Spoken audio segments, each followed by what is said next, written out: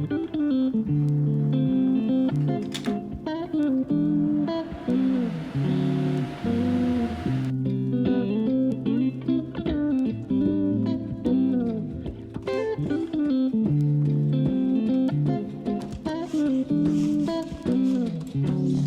this game sucks. I started gaming in 2004 with Grand Theft Auto San Andreas. That led me down a path of playing 10 to 12 hours a day and just hopping game to game.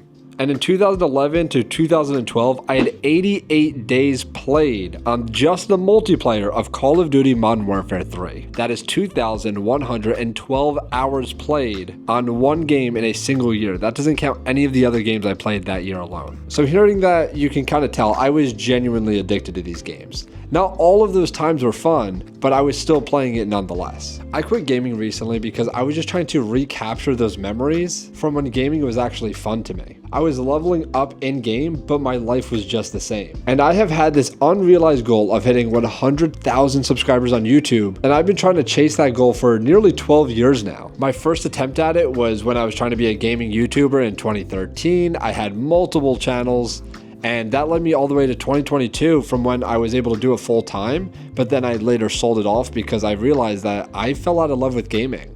I loved creating videos, but the gaming never hit the same. And I've met some amazing people through video games. I've even met my best friend over Minecraft over 8 years ago. I genuinely have zero regrets while gaming. My only regret was not realizing when to stop. So yes, gaming has brought a lot of value to my life, but it no longer does. But yet I was still stuck in the cycle of playing all day, every day, because that's all I knew. And just because it brought value to my life before doesn't mean it still does. I would just sleep in my classes all day, stay up all night till 3 a.m. playing video games, having to wake up at 6 a.m. and repeating that cycle over and over and over. I would sacrifice my sleep, my physical health, and even skip meals just to play extra games. I was damaging my body just to play more video games. And now I have carpal tunnel, scoliosis, dry eyes, and I've even noticed that my vision has kind of been worsening. So on top of all those hours I spend chasing that dopamine of playing video games, I've been damaging my body. Now, I wouldn't recommend cold turkey stopping because that's just going to lead you to either falling back into those bad habits, or it's just going to lead you to a spot to where you're replacing it with like doom scrolling on TikTok or Instagram Reels, something just as like easy to get dopamine wise. So I would try to do it with more intention. So write down some of the goals you want to achieve. Like for me, mine's working out, eating healthier. So that's requiring me to cook and actually having to work out and everything and go on runs.